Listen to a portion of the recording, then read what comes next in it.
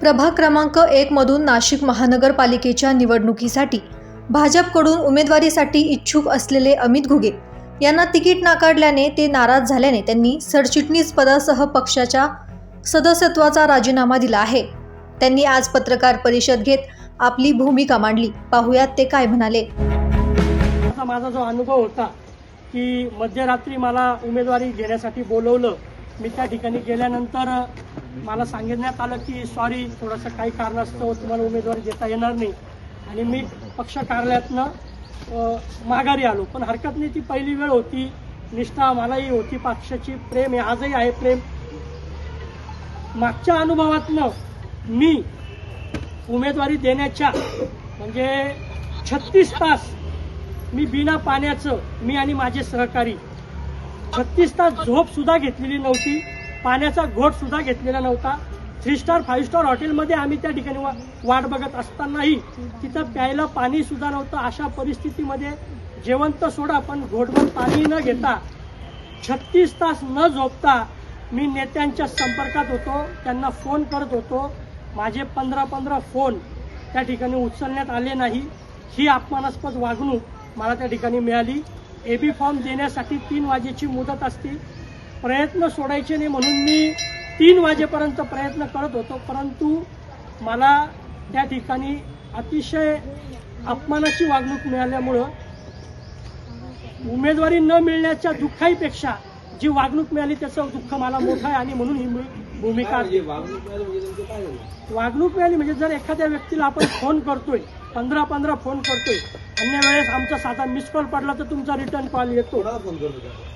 जे प्रक्रियेमध्ये होते, ज्यांना उमेदवारी देण्याचा अधिकार होता त्या प्रमुख नेत्यांना नावं तुम्हाला माहिती, ज्यांनी उमेदवारी देण्याच्या प्रमुख प्रक्रियेमध्ये ज्यांनी ही भूमिका बजावली, पक्षाच्या एबी फॉर्म वितरण करण्याची प्रमुख भूमिका ज्यांनी निभावली, त्या लोकांनी जी अपमानास्पद वागणूक दिली त्यांच्या विरोधात, त्यांच्याविषयी माझी ही सगळी खदखद आहे, हे माझा सगळा असंतोष आहे।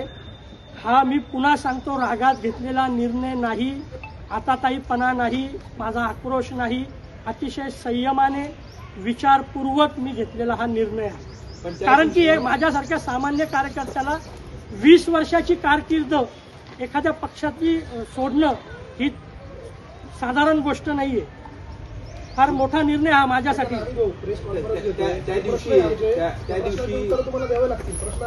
फॉर्म देण्याचे अधिकार हे माननीय शहराचे अध्यक्ष आणि आमदार त्या ठिकाणी प्रमुख भूमिकेमध्ये होते, मी त्यांच्याशी संपर्क करत होतो।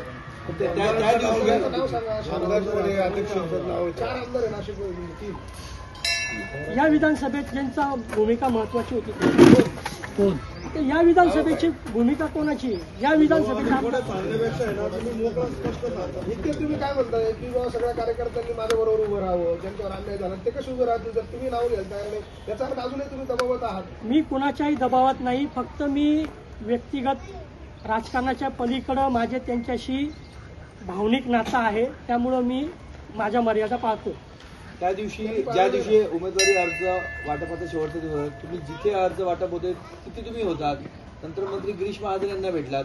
काल तुमची फेसबुकवरची पोस्ट जर बघितली तर तुम्ही म्हणतात की मी या भूमिकेमध्ये पक्षाशी प्रामाणिक राहण्याच्याच भूमिकेमध्ये होतो, परंतु इथल्या स्थानिक मतदारांचा माझ्यावर निवडणूक लढण्याचा प्रचंड आग्रह असल्यामुळं मला हा निर्णय घ्यावा लागतो। भाजपच्या काही उमेदवारांनी की ज्यांना एबी फॉर्म मिळाला नाही, उमेदवारी मिळाली नाही, त्यांनी पैसे घेऊन तिकीट वाटप केल्याचा आरोप केलेला आहे। आपल्या बाबतीत काही तसं नाही, मी शहराचं नाही सांगणार, पण या प्रभागात आर्थिक निकषावर उमेदवारी दिली असं मी म्हणणार नाही। माझ्या विषयामध्ये आर्थिक काही संबंध नाही। सामाजिक समीकरणाचं कारण सांगण्यात आलं, परंतु ते मला लागू होत नाही, कार्यकर्त्याला जात नसते आणि या भागातला जो मतदार आहे तो कुठल्याही समाजाचा असला तरी तुम्हाला तो प्रचारामध्ये, मतदानामध्ये 16 तारखेला तो माझ्या सोबतच असल्याचं दिसून येईल।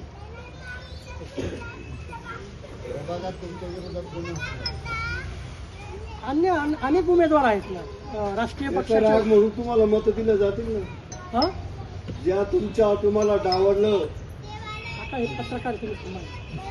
त्या पत्रकार दिवशी बोलतो. गिरीश महाजनांशी पण बोलणं आलं होतं. त्यांनी पण सांगितलं की आम्ही कुठेतरी संधी देऊ, शांत करण्याचा प्रयत्न केला होता. यामध्ये गिरीश भाऊ महाजन यांचा थेट यामध्ये त्यांचा हस्तक्षेप नाही आहे, कारण की शेवटी त्यांना विजयाचं गणित करायचं आहे, महापौर घडवायचं आहे. अला तिकीट दिलं काय, ब ला तिकीट दिलं काय, क ला तिकीट दिलं काय, यामध्ये माननीय गिरीश भाऊंना फार काही लक्ष घालण्याची आवश्यकता नसते. त्यांचा फक्त आग्रह एवढा असतो की निवडून येण्याची जी निकष आहे अशा उमेदवाराला द्यावं, आणि निवडून येण्याच्या निकषामध्ये मी 100% बसतो. पण मग समोर उमेदवार बसत नाही का त्यांना तिकीट दिलं? मी तसं म्हणतच नाही ना, पण त्यांना किती वेळा तिकीट द्यायचं? जर आज त्यांचं वय 70 आहे, भौगोलिकदृष्ट्या हा प्रभाग इतका मोठा आहे, नाशिक शहरातला सर्वात मोठा प्रभाग आहे, 44,600 मतदार आहेत, ते कधी मतदारांपर्यंत जातील? शेवटी मतदारांना तुम्ही गृहीत धरताय का की चिन्हावर लोक मतदान करतील का? निवडून येण्याची क्षमता आहे आपल्यात असं आपण म्हणताय, मग का तिकीट मागताय, म्हणजे का तिकीट देण्यात आलं? मी सांगितलं ना दादा, मी या गोष्टीचा पूर्ण विचार केला, सत्य काय आहे हे समजून घेण्याचा प्रयत्न केला, चिंतन केलं, आत्मचिंतन केलं, मनन केलेलं आहे, आणि मग 2 दिवसानंतर मी हा निर्णय घेतलेला आहे की ज्या वेळेला काही सत्य गोष्टी माझ्यासमोर आल्या आहेत, त्यामुळं माझं मत असं झालं की अन्याय करणाऱ्यापेक्षा अन्याय सहन करणारा दोषी आहे, त्यामुळं मला ही भूमिका घ्यावा लागेल. छत्रपती शिवाजी महाराज यांची शिवशाही, यांचे जे विचार आहेत, मी शत्रूशी शत्रूसारखाच वागलो, मित्राला दगा दिल्याचं दाखवा. त्यामुळं काय सत्य तुम्हाला कळालं तुम्ही आता म्हटलं? माझा ज्यांच्यावर विश्वास होता त्यांनी मला माझ्या विश्वासघात केला, विश्वासाला तडा गेला. शहराचे अध्यक्ष आणि या भागातले आमदार माहितीच आहे ना दादा नावं तुम्हाला. मी परत एकदा सांगतो, त्यांच्यावर, या दोन्ही व्यक्तींवर, अध्यक्ष हे मला मुलगा मानतात, आणि दुसरे या भागातले स्थानिक आमदार हे माझे मोठे भाऊ आहेत. माझं त्यांच्यावर प्रेम आहे, त्यांच्याशी माझं राजकीय नातं नाही, भावनिक नातं आहे. त्यांच्यावर जे संकट आले ते संकट मी स्वतःवरचे संकट समजत होतो, परमेश्वराकडे मी प्रार्थना करत होतो. मी आजही निवडणुकीचं काही असलं तरी त्यांच्याविषयी मला माझ्या इमोशन्स ह्या आहेत, भावनिक नातं आहेत, ते राहील. मला कुठल्या व्यक्तीचा अनादर करायचा नाही आहे. या घडलेल्या सगळ्या संबंधाबद्दल मी या ठिकाणी बोलतो. आता भारतीय जनता पक्षात तुम्ही आहात का राजीनामा? मी सकाळी 11 वाजता माझा शहर सरचिटणीस आणि प्राथमिक सदस्य पदाचा राजीनामा हा शहराच्या अध्यक्षांकडे पाठवलेला आहे. तुम्हाला भाजपने उमेदवारी देणार असं कबूल केलं होतं का? उमेदवारी कबूल करण्याचा हा प्रश्न नाहीये. ज्या वेळेला सातत्याने 20-20 वर्ष कार्यकर्ते शब्द दिला होता. शब्द देण्यात, राजकारणात कधी शब्द पाळले जातात का? आणि मी कोणी मला शब्द द्यावा असा मी काही आज पक्षामध्ये आलेला माणूस नाहीये, कार्यकर्ता नाहीये. मी जुना कार्यकर्ता आहे. ज्या वेळेला या पक्षाची टिंगल केली जात होती, हेटाळणी केली जात होती, ज्या वेळेला 105 जागेमध्ये पक्षाकडे पूर्ण उमेदवार मिळत नव्हते, त्यावेळेला आम्ही अभिमानाने हा भारतीय जनता पक्षाचा झेंडा खांद्यावर घेऊन गेलेलो आहे. भारतीय जनता पार्टीकडे 122 जागेमध्ये आज जवळजवळ 1100 लोकांनी उमेदवारी मागितली होती. पक्षाला त्यावेळेस असं वाटलं की खूप इच्छुक झाल्यामुळे पक्षाचा प्रचार होईल आणि पक्षाचं वातावरण होईल, परंतु कोणीही सिरियस नसलेला माणूस सुद्धा निवडणुकीच्या भारतीय जनता पार्टीकडे उमेदवारी मागत होता. मी पुन्हा सांगतो, मी पूर्ण विचारपूर्वक या ठिकाणी बोलतो. या सहकाऱ्यांनी या निवडणुकीचा प्रचार, हे सगळी यंत्रणा उभी केलेली होती. राजकारणामध्ये आता माझ्या बोलण्या झाल्यानंतर तुम्ही कदाचित नेत्यांना, या प्रक्रियेतल्या प्रमुखांना प्रश्न विचाराल की बा अमित घुगेंनी असं सांगितले, त्यावर तुमचं काय उत्तर आहे? त्यावेळेला असं उत्तर दिलं जाईल की पार्टीने सर्वे केला, ते सर्वेमध्ये नव्हते, पार्टीने आर्थिक निकष बघितला, पार्टीनं सामाजिक समीकरण बघितलं, किंवा निवडणुका लढण्याची काही स्ट्रॅटेजी असते, असे काही ना काही कारणं दिले जातील. पण या सगळ्या कारणांवर माझ्याकडे उत्तर आहे. आर्थिक निकष हा मला लागू होत नाही, आणि निवडणुकीला जो खर्च करायचा आहे तो खर्च करण्याची क्षमता ही माझी नक्की आहे. माझ्यासाठी असे अनेक लोक आहेत जे वर्गणी करायला तयार आहे किंवा माझा संपूर्ण निवडणुकीचा खर्च एकट्याने करायला तयार आहे, असे मोठे लोक सुद्धा माझ्या पाठीशी होते. सर्वे जर असेल तुमच्याकडे तर तुम्ही तो सर्वे जाहीर करावा. माननीय देवेंद्र फडणवीस साहेब यांच्यावर या महाराष्ट्राचा विश्वास आहे, आमचाही विश्वास आहे. अतिशय प्रतिभा संपन्न महाराष्ट्राच्या हिताचा विकास करणारं ते नेतृत्व आहे. परंतु देवाभाऊ आपल्यापर्यंत जो सर्वे पोहोचवलेला आहे तो सर्वे सुद्धा बदलण्यात आलेला आहे. आपल्याच विश्वासू टीमने तो सर्वे केलेला आहे. तुमच्या मार्गदर्शनाखालीच तो सर्वे झालेला आहे. खरा सर्वे आपण बघितला पाहिजे, त्याची माहिती घेतली पाहिजे. सर्वेमध्ये अमित घुगे येत नाही असं होऊच शकत नाही. सर्वेमध्ये मी 2017लाही 1 नंबर होतो आणि 2025-26 ही आताची इलेक्शन आहे यामध्येही मी 1 नंबरच होतो. हा मला विश्वास आहे. नंतर कारण दिलं जाऊ शकतं की सामाजिक समीकरण, परंतु एका घरामध्ये मुलाला आणि वडिलांना एकाच प्रभागामध्ये तिकीट दिलेले, सातपूरला दिलं, सिडकोला दिलेलं आहे, अन्य काही ठिकाणी दिलेलं आहे. रविवार कारंजाच्या प्रभागामध्ये एकाच वर्गातले 2 उमेदवार दिलेले आहे. इंदिरानगरच्या काही प्रभागामध्ये एकाच वर्गातले 2 उमेदवार दिलेले आहे. ज्यांना ज्यांना भारतीय जनता पार्टीची उमेदवारी मिळाली आहे त्यांना माझ्या शुभेच्छा आहेत. ते विजयी व्हावेत, त्यांच्याबद्दल माझं काहीच दुमत नाही. ते माझ्यासारखेच कार्यकर्ते आहेत. परंतु जो कारण जे दिलं जाईल की सामाजिक समीकरण, तर ते या ठिकाणी लागू होत नाही. इथला जो मतदार आहे तो कुठल्याही वर्गाचा असो, दलित असो किंवा मराठा बांधव असो, कुठल्याही वर्गातला माणूस असो, त्याच्या हृदयात माझं स्थान आहे. मला उमेदवारी नाही म्हटल्यानंतर त्या लोकांचे आजही त्यांनी अश्रू त्या ठिकाणी त्यांचे गाळलेले आहेत. मला फोन करून त्या लोकांना भावनाही व्यक्त करता येत नाहीयेत. मी पुन्हा सांगतो, नगरसेवक पदासाठीचा हा माझा प्रयत्न नाही. माझं प्रतिमा, माझं स्थान हे नगरसेवकापेक्षा आजही मोठंच आहे. मी कोणत्याही अधिकाऱ्याला फोन केल्यानंतर मला मी सत्ताधारी पक्षाचा किंवा सत्तेत नसल्याचा मला कधीही फील येत नाही.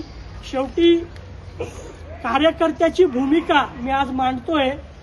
आज ही 11 वाजता, म्हणजे आता 11:30ला माझी प्रेस होतीये. मी आजच तुम्हाला सांगतो की दिवसभरामध्ये तुम्हाला अनेक भारतीय जनता पार्टीच्या कार्यकर्त्यांची, जबाबदार पदाधिकाऱ्यांची प्रतिक्रिया येईल. या सगळ्या संदर्भामध्ये मी पूर्ण विचारपूर्वक हा निर्णय केलेला आहे. मला अपमानास्पद वागणूक मिळाल्यामुळे मी महापालिका असेल, लोकसभा असेल, विधानसभा असेल, या इलेक्शनमध्ये पूर्ण झोकून देऊन स्वतः उमेदवार असल्यासारखं रक्ताचं पाणी करून मी पक्षाच्या विजयासाठी काम केलेलं आणि हे जनतेने बघितलेले. त्यामुळं मला काही मिळवण्यासाठीचा हा प्रश्न, हा सगळा काही माझा प्रयत्न नाही आहे. या प्रवृत्तीविरुद्ध, या सगळ्या घटनाक्रमाविरुद्ध माझा हा आवाज आहे. मी भारतीय जनता पक्षाकडनं उमेदवारी मागितली होती. मला AB फॉर्म न मिळाल्यामुळं आता माझा फॉर्म हा अपक्ष म्हणून त्या ठिकाणी व्हॅलिड झालेला आहे. आज मला जे काही चिन्ह मिळेल, उद्यापर्यंत माघारी आहे, आज जे काही मला चिन्ह मिळेल ते चिन्ह घेऊन आम्ही लोकांपर्यंत जाणार आहे, लोकांचे आशीर्वाद घेणार आहे.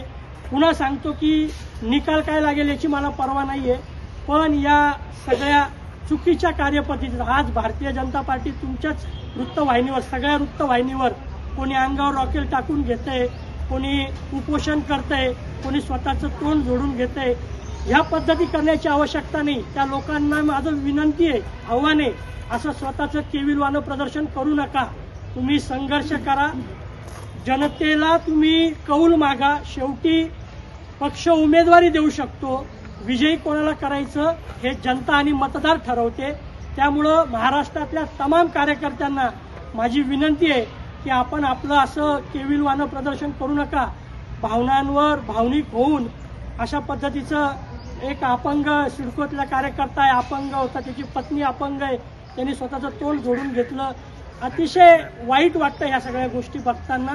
तर ह्याच सगळ्या भूमिका माझी विशद करण्यासाठी मी ही पत्रकार परिषद बोलवली होती. माझ्यासारख्या सामान्य कार्यकर्ता, म्हटलं तर मी सामान्य आहे आणि विचार केला तर मी जबाबदार मोठा पदाधिकारी सुद्धा आहे. कारण की जे आज मोठ्या मोठ्या पदावर आहेत त्यांचं राजकीय, भारतीय जनता पक्षातलं आयुष्य हे माझ्यापेक्षा कमी आहे. मला 20 वर्ष झालेली आहे. त्यामुळं ही सगळी भूमिका तुम्ही जनतेपर्यंत पोहोचवाल तुमच्या माध्यमातून, अशी मी तुम्हाला विनंती करतो. पुन्हा एकदा एवढ्या चांगल्या संख्येने तुम्ही आलात त्याबद्दल तुमचे आभार आहे. निवडणूक कशी जिंकायची याची पूर्ण स्ट्रॅटेजी त्यांच्याकडे आहे. ते विजयासाठी काहीही करतील, परंतु मला माझी भूमिका या झालेल्या प्रकाराबद्दल मी अमित घुगे म्हणून ही विषय मांडत नाही. महाराष्ट्रामधले जे भारतीय जनता पार्टीचे निष्ठावान प्रामाणिक, ज्यांनी पोटाला चिमटा घेऊन रक्ताचं पाणी करून भारतीय जनता पार्टीसाठी काम केलेलं आहे, या कार्यकर्त्यांचा प्रतिनिधी म्हणून मी या ठिकाणी बोलतो. तुम्ही आता जो निर्णय घेतला अपक्षाला, आम्ही सर्वे बदलला असं म्हणते, मुख्यमंत्री साहेबांचं नाव घेऊन, नेमकं काय झालंय? कोणी सर्वे बदलला? मला एक म्हणायचं आहे की जर एक तर मुळात सर्वेवर तिकीट देतात, हा एक पुढचा भाग आहे. अनेक लोक जे आहे की उमेदवारी अर्ज भरण्याच्या 1 दिवस आधी भाजपामध्ये आले, त्यांचा काय आपण सर्वे केला होता का? त्यांची मुलाखत घेतली होती का? त्यामुळं सर्वे वगैरे हे कारण असतं. परंतु जरी सर्वे घेतला, आजही सर्वे घ्या. देवाभाऊंचा सर्वे यंत्रणेवर विश्वास आहे. 2-2, 3-3 सर्वे एजन्सीज काम करतात. आजही, आज तारीख 1 आहे, 1 आणि 2 जानेवारी 2026चा आजही प्रभाग 1चा पुन्हा एकदा सर्वे घ्या. सर्वेत जर मी नाही आलो तर मी राजकारण काय सामाजिक जीवनातनं सुद्धा निवृत्ती घेऊन टाकेल. विचार करायला जागा आहे. त्याच्यामध्ये आता तुम्ही निर्णय घेतला, काल 24 तासापूर्वी तुम्ही वेगळ्या भूमिकेत होते, आता वेगळ्या भूमिकेत आहात. उद्या जर समजा वरिष्ठ नेत्यांनी मनधरणी केली तर युटर्न घेणार का? आता यानंतर मी पुन्हा सांगतो, यानंतर मी हा निर्णय घेताना माझ्या सहकाऱ्यांशी आणि काही विचारपूर्वक मी निर्णय घेतलेला आहे. आता माननीय नरेंद्र मोदी साहेबांचा जरी फोन आला तरी माझा निर्णय हा बदलणार नाही. थँक्यू. तुम्ही ओबीसी मध्ये पण अर्ज भरला होता, त्याचा आपण पण माघार घेतो. ओबीसी मध्ये मी अविवाहित आहे. माझ्या आईचं वय 70 आहे. माझ्या आईकडे जातीचा दाखला पण नाही आहे. त्यामुळं मी ओबीसी मधनं उमेदवारी करू शकत नव्हतो. जर ओबीसीची जागा पुरुष झाली असती तर मी ओबीसी मध्येच उमेदवारी अर्ज दाखल केला असता. माझा रोष कुणावरही नाही, माझा भारतीय जनता पार्टीवर नाही, कुठल्या व्यक्तीवर नाही. या कार्यपद्धतीवर ही कार्यपद्धती चुकीची आहे. 20-20 वर्ष आपल्या आयुष्याची आहुती देऊन जे कार्यकर्ते काम करतात त्यांच्या भावनांची जी चेष्टा केली जाते, या विषयावर माझा रोष आहे. दैनिक भ्रमरसाठी प्रतिनिधी आकाश भालेराव, नाशिक.